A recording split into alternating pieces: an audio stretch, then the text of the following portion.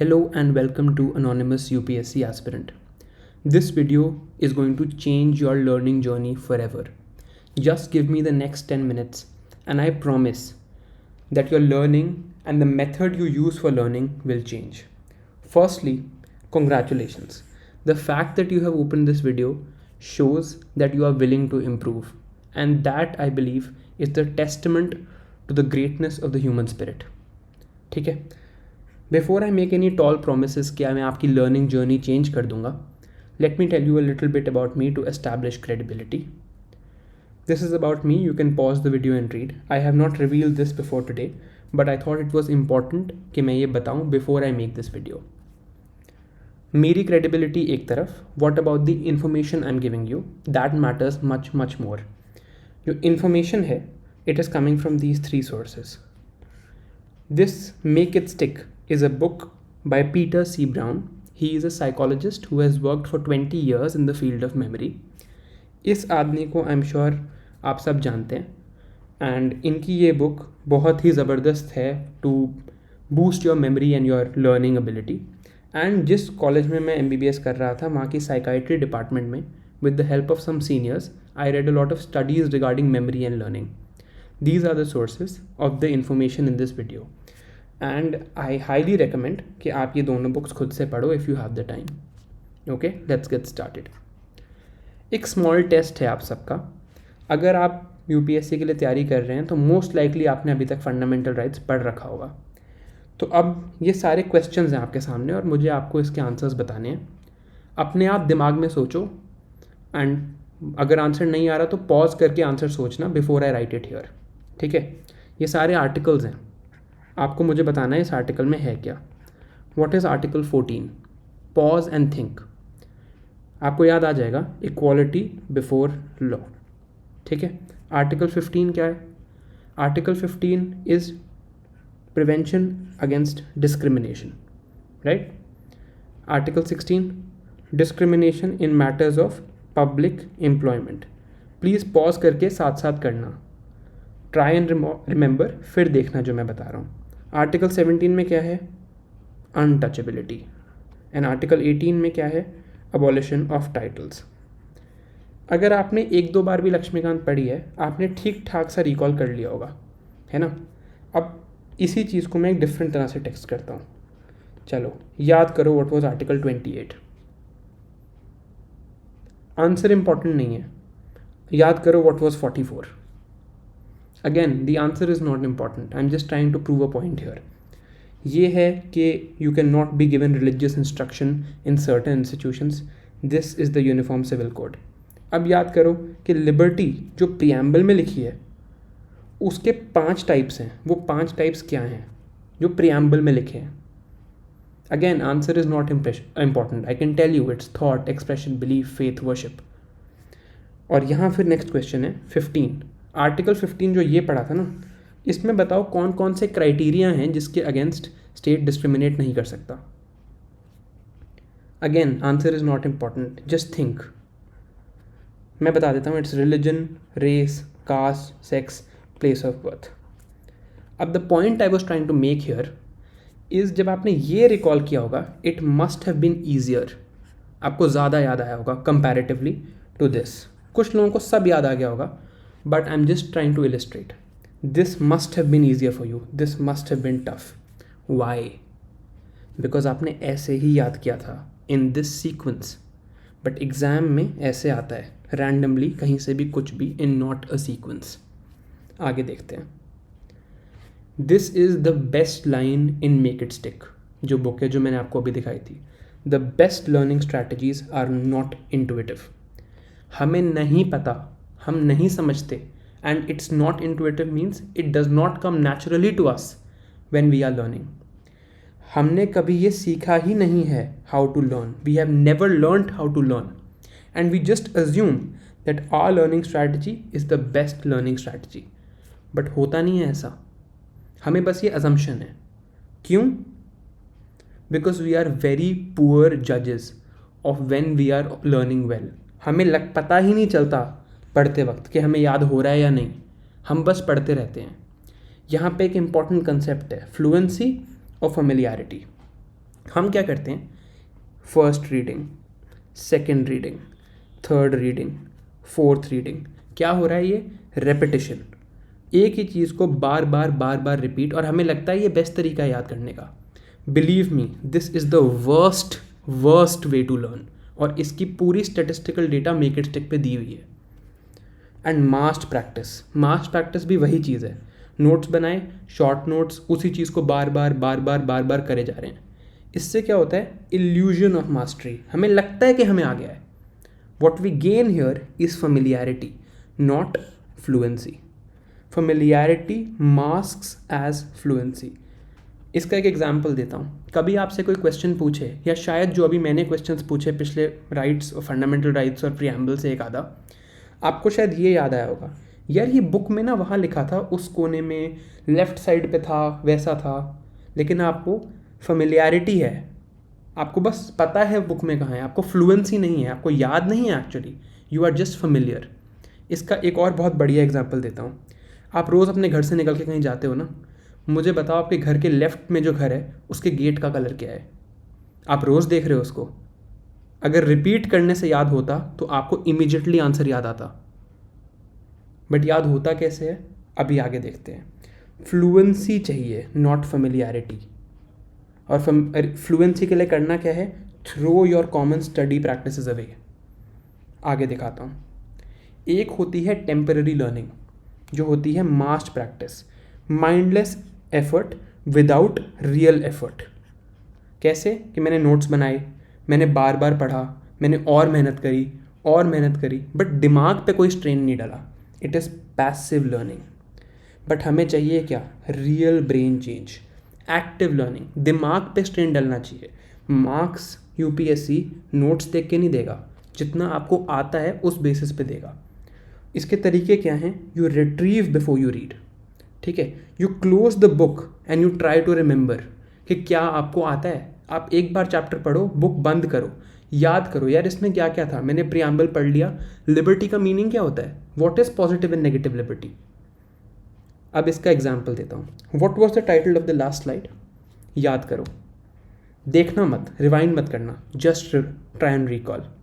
ये active learning है, ये नहीं भूलेगा आपको। अगर मैं यहाँ पे बस लिख देता ना that the last slide was called familiarity versus fluency, तो आपको कम याद होता, बट अगर आपने एक्चुअली याद करने की कोशिश करी तो आपको ज़्यादा याद होगा। इसकी एक स्टडी दी गई है मेक इट स्टिक में, and this is a beautiful example. उन्होंने बेसबॉल प्लेयर्स लिए और उनको दो ग्रुप्स में बांटा। कैल पॉली जो है कैलिफोर्निया का पॉलिटेक्निक कॉलेज, उसका ये एग्जाम्पल है। बेसबॉल में ना एक चीज़ होती है कर्व बॉल, क्रिकेट में स्विंग बॉल जैसा मान लो, मुझे भी ज़्यादा डिटेल में नहीं पता, but it's like normal ball ऐसे जाती है, तो ये थोड़ी कर्व होके आती है, इसे मारना डिफिकल्ट है।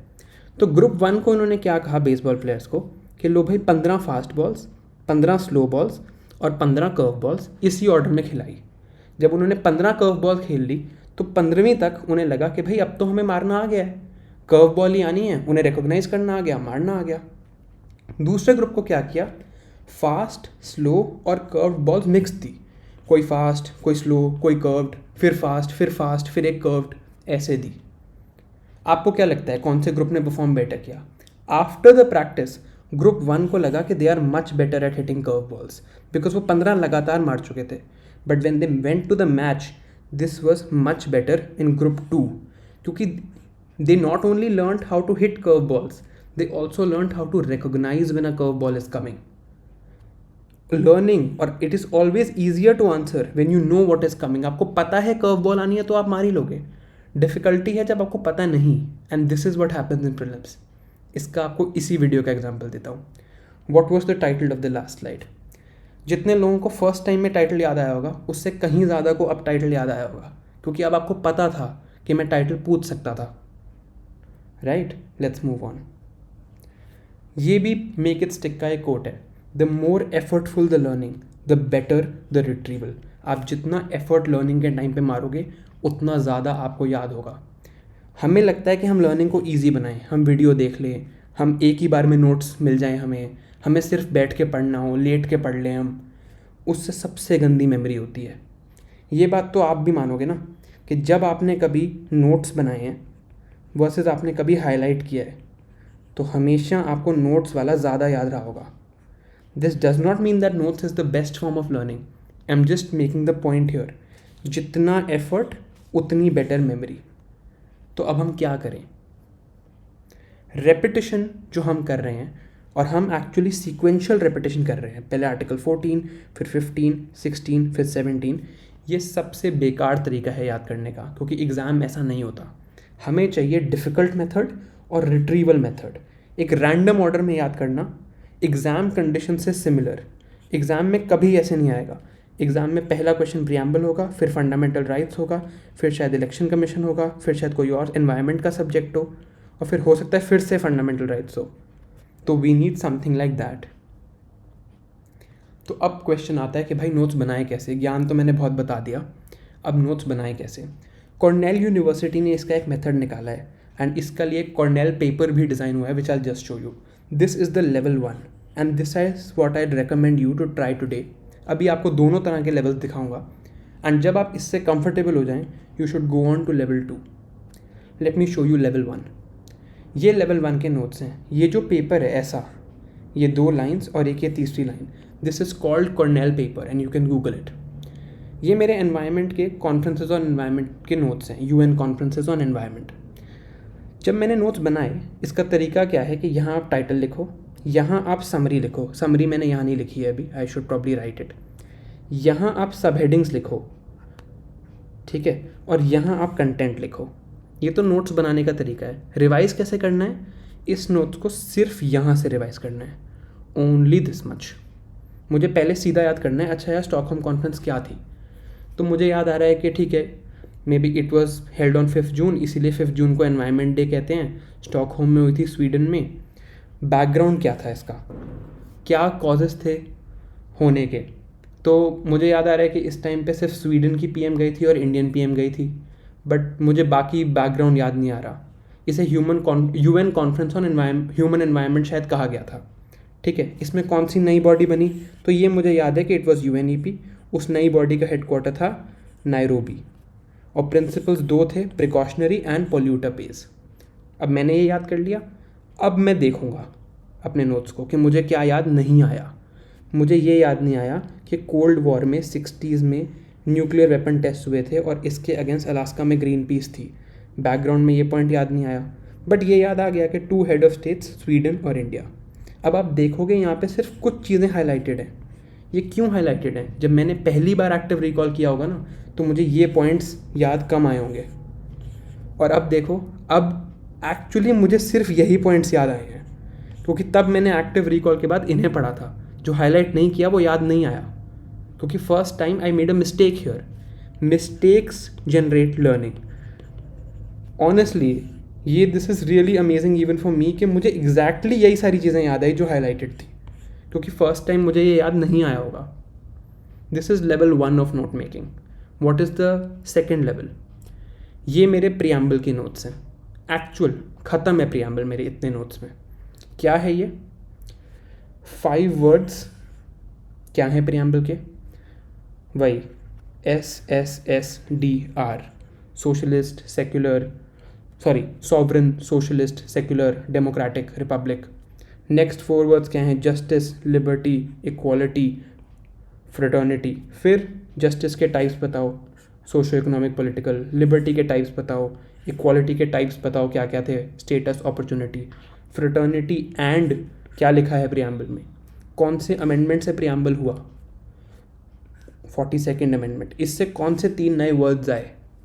प्रियम्बल में जो डेट है वो कौन सी डेट है? क्या वो इंडिपेंडेंस की डेट है? नहीं, वो 26 नवंबर है. सिर्फ सिटीजन्स को प्रियम्बल में राइट्स दिए हैं या सबको दिए हैं? सिर्फ सिटीजन्स को दिए हैं. सिटीजन्स वर्ड लिखा है प्रियम्बल में. अब आप पूछ रहे होगे कि इन दोनों नोट्स में फ़र्क क्या है. They are almost the same. एक फ़र्क है, यहाँ पे देखो सीक्वेंशियल ऑर्डर है, उसी सीक्वेंस में याद करोगे. यहाँ पे there is a better way. यहाँ पे इन क्वेश्चंस के सामने नंबर्स लिखे हैं. तो आप क्या करो, अपने किसी फ्रेंड को या अपनी फैमिली, अपनी मदर को बोलो कि मुझे प्रियम्बल रिवाइज करना है. रैंडमली 1 to 10 का कोई भी नंबर बोलो. उन्होंने बोला 7, तो सीधा क्वेश्चन नंबर 7 सॉल्व करो. फिर क्वेश्चन 3, फिर 2, किसी भी ऑर्डर में, रैंडम ऑर्डर में आप सॉल्व करो, क्योंकि एग्ज़ाम में ऐसे नहीं आएगा ना. तो आपने क्या प्रॉब्लम डिफीट की? एक तो आप रेपिटेशन नहीं कर रहे और ना ही आप उसको सीक्वेंशली कर रहे हो. You are remembering differently. और एग्ज़ाम में ऐसे ही याद रहता है when your brain makes actual new connections. Third technique of learning ये है जब आप पहली को मास्टर कर लो. एक्चुअली ब्रेन में लर्निंग कैसे होती है? जब न्यूरॉन्स हैं हमारे ब्रेन में, जो हमारे नर्व के सेल्स हैं, उनके बीच में कनेक्शंस बनते हैं. New neurons lead to learning. So when we learn our brain is actually becoming bigger, very microscopically, but it is. तो हमें क्या करना है? जो भी हम पढ़ते हैं, जब आप ये करने लग जाओ active recall, you try and interlink everything to the prior knowledge that you have. You try to visualise what you have learned. And visualise कैसे? You related to real life. And तीसरा and most important, you pretend that you are teaching. आप अगर मेरी environment की video देखो, इसका link मैं डाल दूंगा डिस्क्रिप्शन में, तो ये तीनों चीज़ें उसमें कर रखी हैं. And lot of people have given me a lot of compliments on my teaching and thank you for that by the way. But it's not an innate ability. जब मैं पढ़ता हूँ, मैं ऐसे ही पढ़ता हूँ कि मैं खुद को पढ़ा रहा हूँ. तो अब मेरे लिए पढ़ाना बहुत ईजी हो गया है. You interlink. इस वीडियो में मैंने बायोफ्यूल्स, एग्रीकल्चर, इकोनॉमी, ज्योग्राफी सबको लिंक किया है. आप इंटरलिंक करो टॉपिक्स को, आपकी मेंस आंसर राइटिंग भी बेटर होगी. विजुलाइज करो कि रियल लाइफ में क्या हो रहा है और प्रायर नॉलेज से रिलेट करो. And pretend that you are teaching somebody. You will remember for a very long time. अब मैं आपको थोड़ा सा एक्सपीरियंस बनाता हूँ, ये थोड़ा सा फ़नी भी है. मैं अपनी लाइब्रेरी में जाता हूँ, वहाँ पे मेरे बहुत फ्रेंड्स हैं. जब मैं उनसे किसी से भी मिलता हूँ तो मैं सबसे पहले उनसे पूछता हूँ, बताओ कल क्या पढ़ा.